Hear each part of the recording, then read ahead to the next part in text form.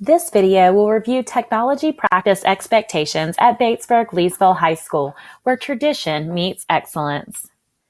Our one-to-one device initiative rolled out devices to students in primary through high school in the 2016-17 school year. At BLHS, Chromebooks are used as valuable instructional tools to support college and career-ready futures. Our goal is to keep the focus for device use on instructional practices to ensure equity for every student in every classroom. We've identified 4 main practices that support this goal. First, students should use their Chromebooks in class for purposes related to content and standards. They should bring their devices fully charged each day. Protect and care not only for their Chromebooks, but also for their digital footprint. The first of the 4 main practices is to support the use of Chromebooks for purposes related to content and standards. Using your Chromebook for other purposes reduces focus and productivity. Understanding that you're responsible for your results, you should use your time wisely. Respect your teacher as the leader and stay on task.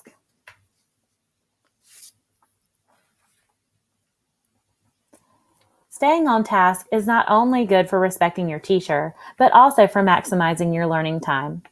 Research studies on one-to-one implementation indicate that increased off-task behaviors have a harmful effect on focus for self and for other students in the classroom. Students who implement strategies for focus have greater learning gains. Strategies for focus include using the minimal number of tabs necessary, or if you need multiple tabs, working in full screen mode.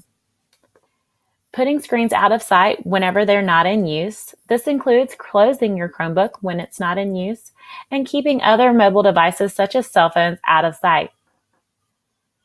You can also use tools and websites purposefully and consistently by knowing which tools you prefer to use for certain tasks, such as which tools you're going to use for calendaring or for note-taking. That way you don't have to spend extended instructional time deciding what is going to be the best application for your purpose.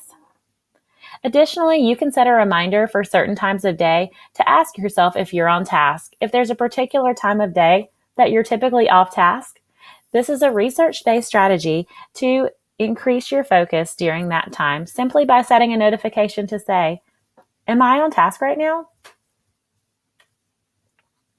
Secondly, students should bring their fully charged Chromebooks to class each day, along with their chargers. It is your responsibility to bring your charger in order to be able to maintain charge at a time that's going to be appropriate.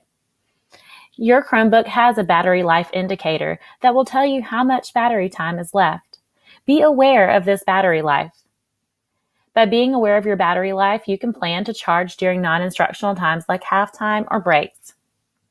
In the event that you need to charge during a time that is an instructional time, respect your teacher as the leader and inform the teacher of the amount of battery life that you are going to have left as soon as you realize, or at the appropriate instructional time when you realize, that you're not going to have enough battery time for the rest of the lesson.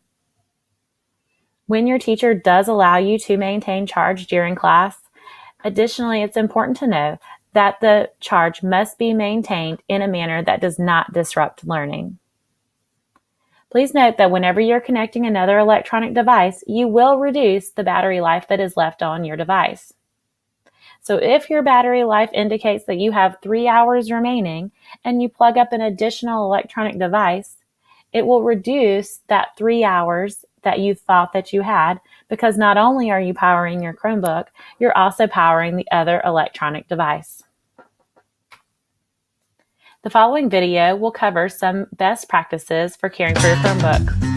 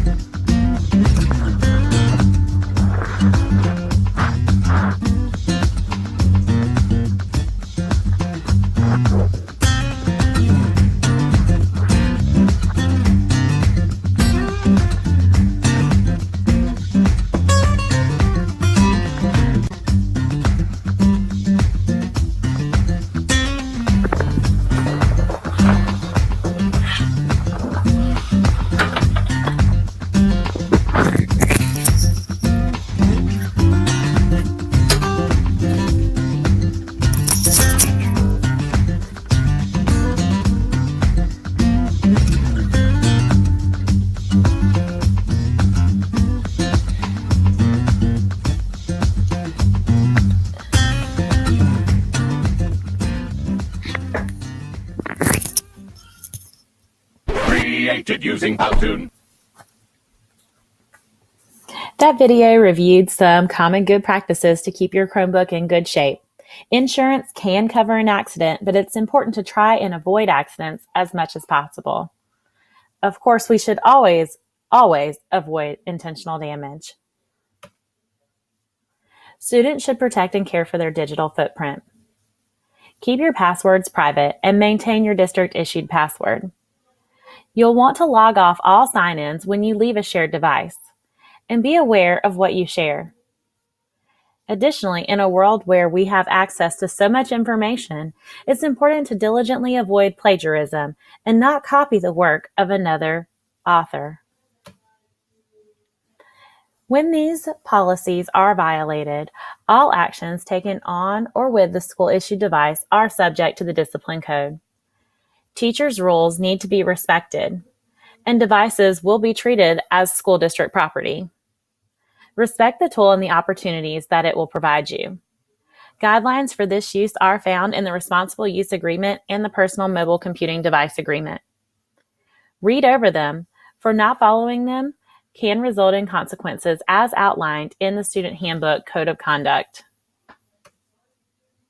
Now we're going to focus on powering up your device. If your device recognizes you as a user from last year, you must first remove yourself as a user. This is necessary as all district passwords have been reset to a district default. If you're new to Lexington 3 or if your device does not recognize you as a user, wait for the next slide. For those who the device recognizes, hover over the icon that you can see in the picture and click on the drop-down in the upper right-hand corner. This is the little arrow in the upper right-hand corner above the picture above your name. Click on Remove This Person from the drop-down, and then remove this user in the red box when prompted. Now everyone should be set to sign in for the first time. When you power on, you will see this screen, Sign in to your Chromebook. Use the touchpad to move to the area that says Enter your email. Enter your assigned email address, and then click Next. If you do not remember your assigned email address, ask your teacher, and they will be able to provide it to you. Once you've entered your email, enter the default district password.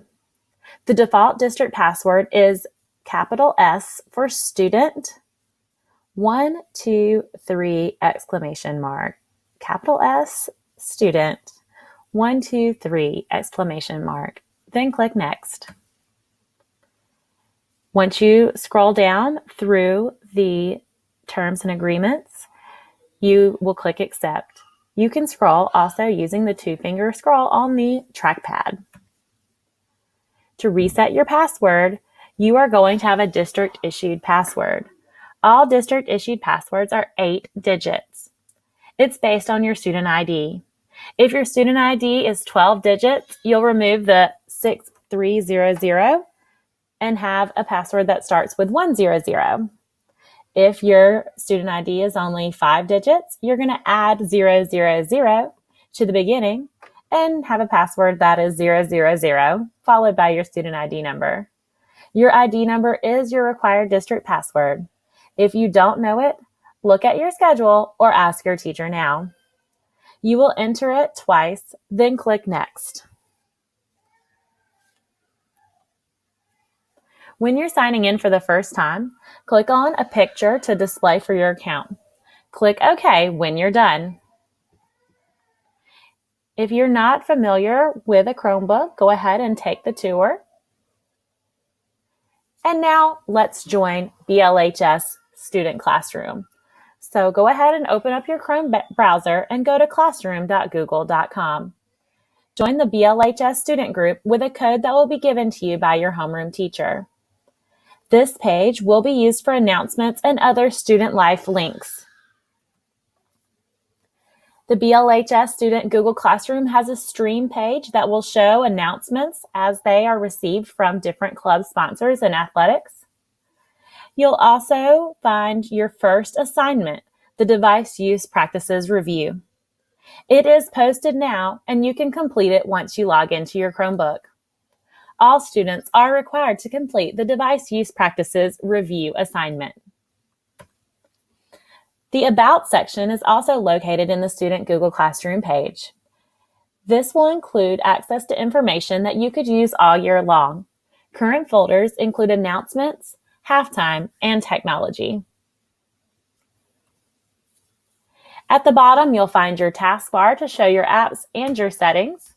Important things to know here are the search bar, where you can search with a keyword for anything you're looking for on your device, access to your Google Drive and Google Chrome, access to your email, and access to your Google Docs. On the bottom right-hand side is that bar I was talking about with the battery life, as well as your time and your volume. In this area, you can click on the picture to pull up more information about the device, your Wi-Fi connection, your Bluetooth, the volume, and of course that time that you have until either your battery is full or until your battery has run out of battery life. This area is also where you would click to power off. We recommend that you power off at least once a week to ensure that your Chromebook is up to date. You will click on the power button and then close your Chromebook once it shuts down. When you have shut down but things are still not working just right for you, you also have an option of doing a hard shutdown. You can do this by clicking the power button and the refresh button at the same time and holding them down for 30 seconds. Now that we have made you aware of your responsibilities with your Chromebook, you will complete your first Google Classroom assignment for device use practices. You can complete the quiz at the link below, or of course going into that Google Classroom student page to follow the links and mark the assignment as done. Thank you for reviewing your responsibilities and use practices. We hope to have a fantastic school year using our Chromebooks. Go Panthers!